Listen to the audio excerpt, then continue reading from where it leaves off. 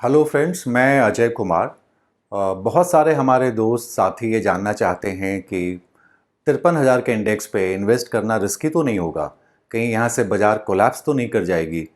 तो मेरे को लगा कि इस विषय पे कुछ आपसे जो हमारे को नॉलेज है उसके हिसाब से आपको कुछ शेयर करूं। तो देखिए, देर कुछ मूलभूत चेंजेस हुए हैं कोविड, पोस्ट कोविड। और वो चेंजेस ये हैं कि कॉरपोरेट्स की अर्निंग्स में बहुत ड्रामेटिक इम्प्रूवमेंट हुआ है, बहुत ज़बरदस्त इम्प्रूवमेंट हुआ है। आपने देखा कि कोरोना के बाद कुछ लोगों ने जॉब कटिंग करी, कहीं पे लोगों की सैलरियां कट हुई, कहीं पे लोगों की सैलरियां इंक्रीज़ नहीं हुई। कॉरपोरेट टैक्स रेट आपने देखा कि पीक रेट 33% से घटकर 25% हो गया। तो इंटरेस्ट पे सेविंग हुई। बहुत सारे कॉस्ट कटिंग के मेजर्स लिए गए। टूर एंड ट्रैवल्स बंद हो गया। टूर एंड ट्रैवल्स के बंद हो जाने से जो मकान मालिक हैं, जो हमारे लैंडलॉर्ड्स हैं, उनके साथ रेंट का नेगोशिएशन हुआ। तो ये सब चीज़ों के हो जाने से काफ़ी कॉस्ट में कटिंग आई। इस वजह से कॉरपोरेट्स की अर्निंग में बहुत बढ़िया सुधार हुआ है। आप देखिए कि जो निफ्टी के टॉप 100 कंपनियां हैं, उनकी प्रॉफिट में लगभग 42% का ग्रोथ हुआ है, जबकि उनकी रेवेन्यू में मात्र 6% का ग्रोथ हुआ है।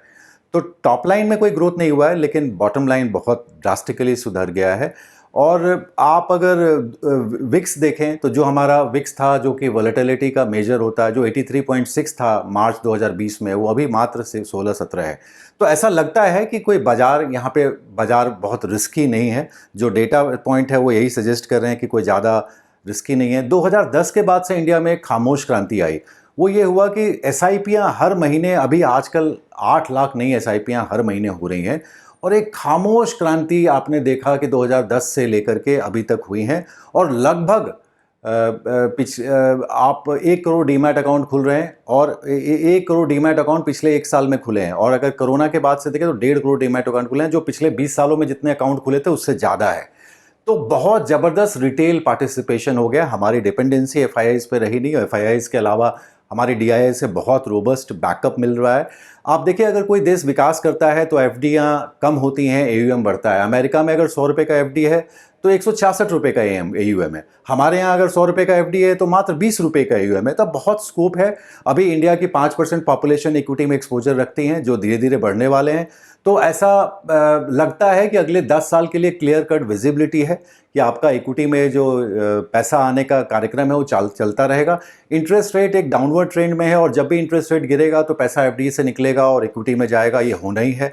तो ये सब चीज़ों को अगर आप ध्यान से देखें, सोचें, तो आप पाएंगे कि इक्विटी में जो फ्लो है उसकी विजिबिलिटी बहुत है।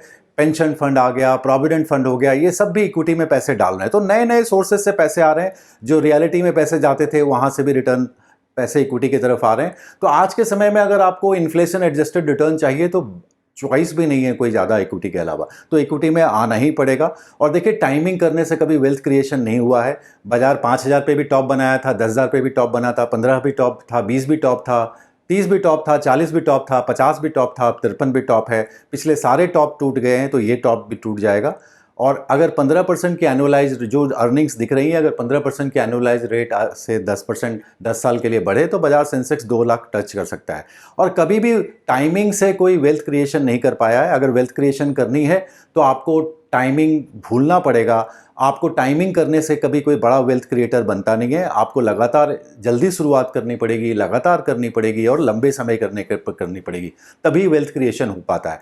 और शायद जो इंश्योरेंस कंपनियां हैं वो ज़्यादातर इसी पे फोकस करती हैं, क्योंकि हम लोग रेगुलर इन्वेस्ट करते हैं और लगातार करते हैं और लंबे समय के लिए करते हैं। एक रिसर्च मैं शेयर कर रहा हूँ आपसे, जो पिछले 20 सालों का है।